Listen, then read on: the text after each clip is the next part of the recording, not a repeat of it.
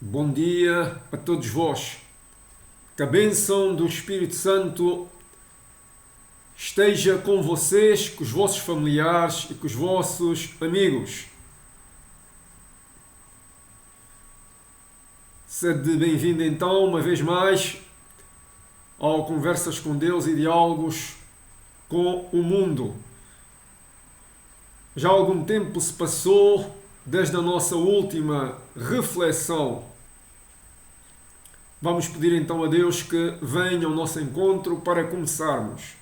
Vamos fechar os olhos.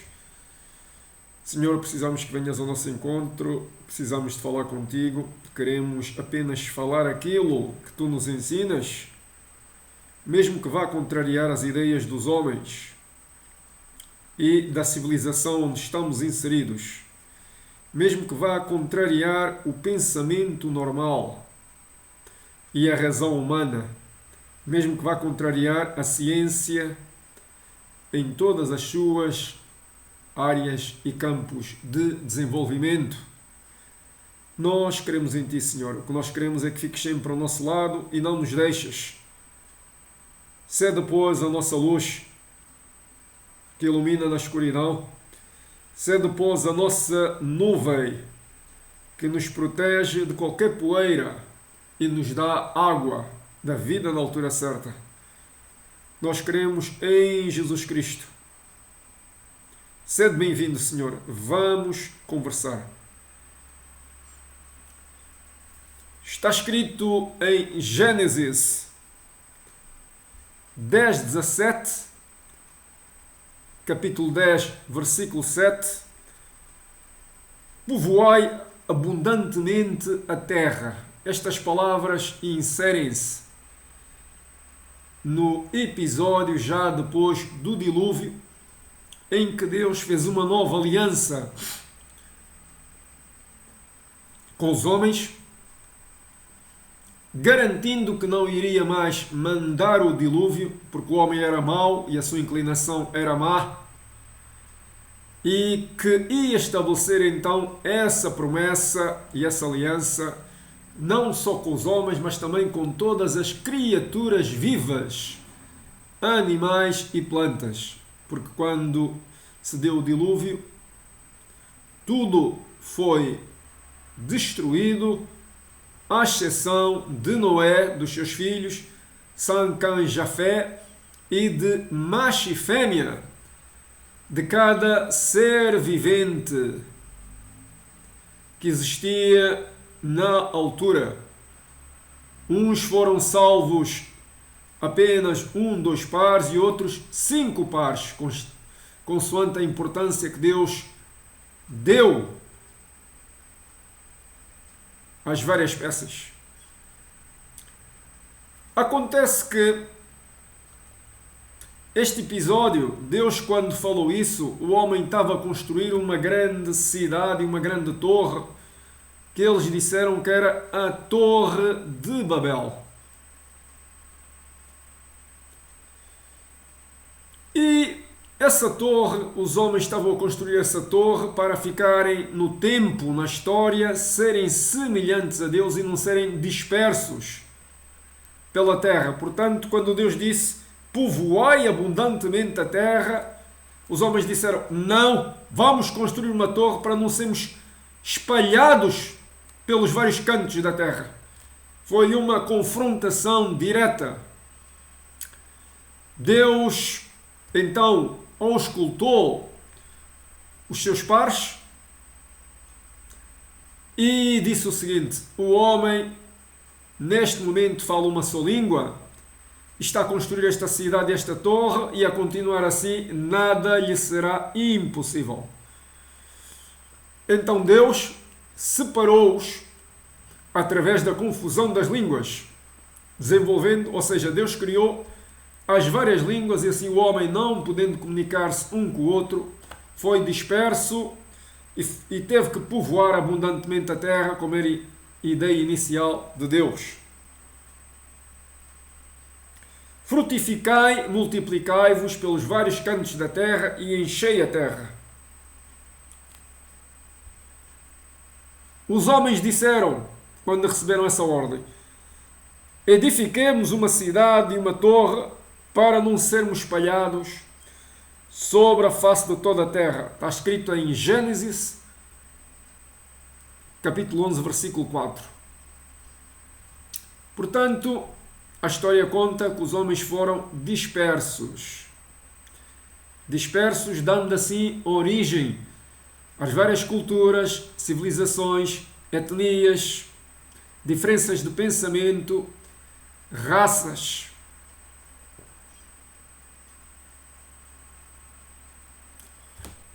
Na verdade, o que ninguém vos disse é que Deus não castigou o homem ou expulsando o homem. Deus fez um favor ao homem, Deus estava a defender os interesses do homem. Porque Deus fundamenta os seus atos não na punição, mas sim no amor, na capacidade de recuperar quem transgrediu, para que se reconstrua novamente o bem dentro dele. E assim Deus, ao separar os homens pelos vários cantos da terra, queria que os homens aprendessem aquilo que ainda não aprenderam, que é a aceitação das diferenças. Diferenças de género, diferenças de pensamento, diferenças civilizacionais. Aceitar o outro porque o outro tem a cor da pele diferente de ti. Aceitar o outro porque o outro tem ideias contrárias a ti, mas nem por isso é teu inimigo. E em todos os países da terra, ouçam o que eu vos digo, em todos os países da terra, essa lição ainda não foi aprendida, apesar de Deus separá-los. Tomemos o caso em Portugal.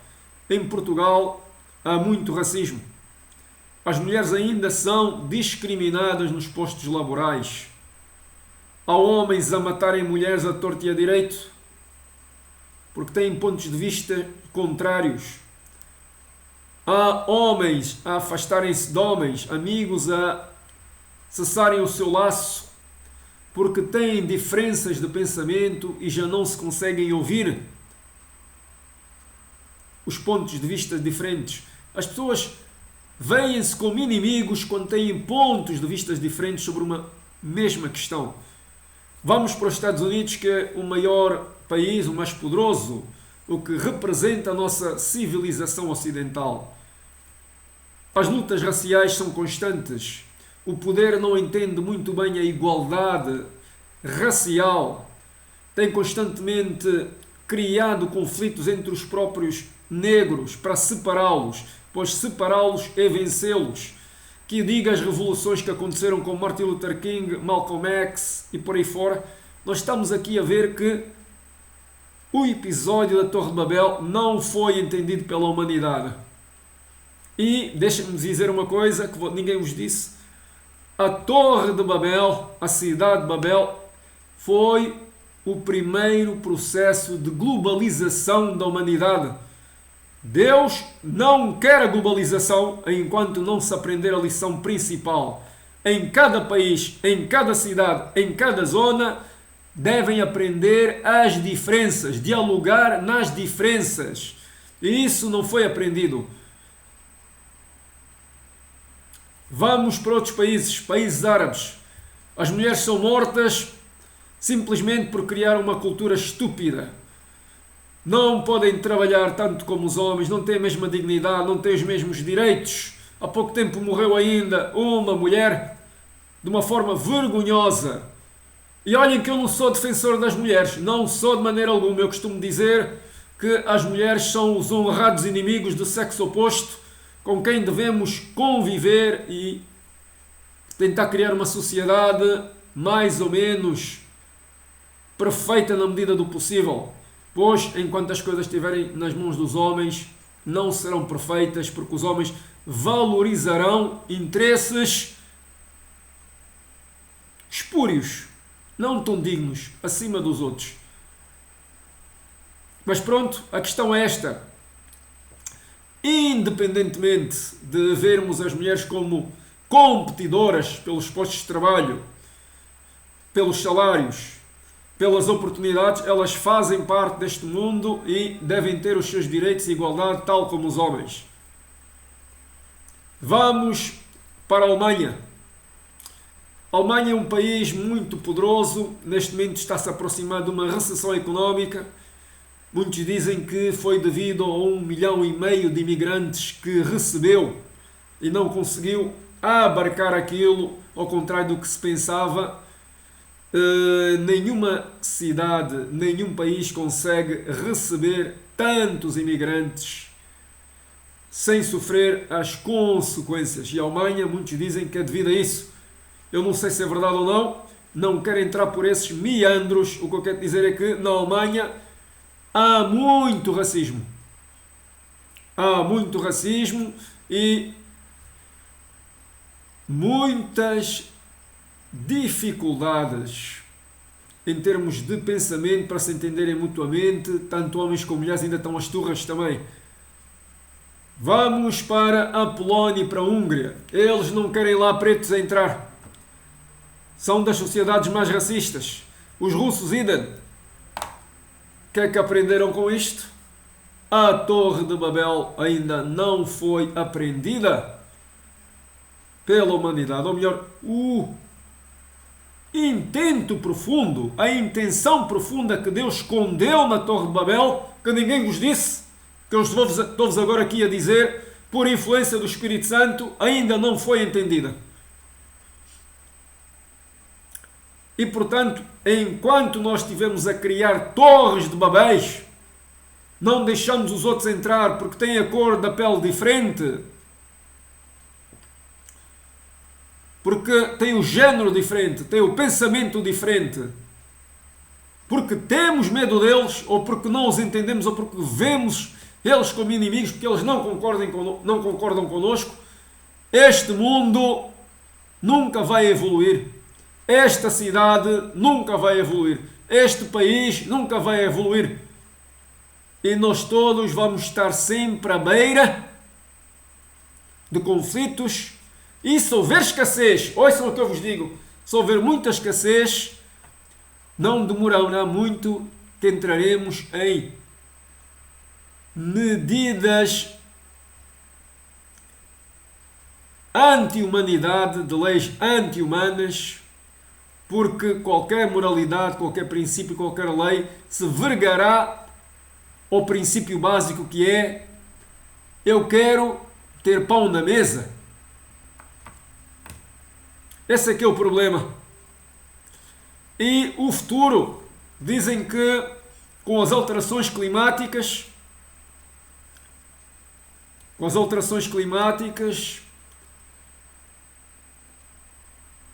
com a escassez de recursos provocada antes das alterações climáticas, provocadas pelas multinacionais, que tiveram acesso a todos os recursos do globo, roubando-os, exaurindo-os.